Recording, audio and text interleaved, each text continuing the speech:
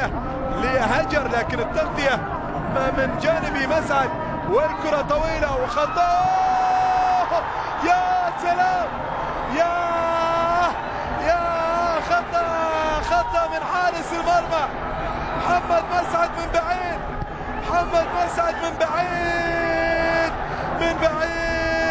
ومصطفى العباد خبرته قليلة، خبرته قليلة يا مصطفى، عمره 21 سنة، هو حارس نادي القارة في الأحساء، منتقل للهجر، لكنه يخطي خطأ فادحا وسط هذه الأجواء الغير جيدة والغير صافية. لاحظ من المنتصف ضربت بأرضية الملعب وجاءت صعبة على حارس المرمى، وبالتالي لاحظ من خلف يعني من بعيد من مسافة بعيدة، وهدف يسجل لمصلحة الأهلي.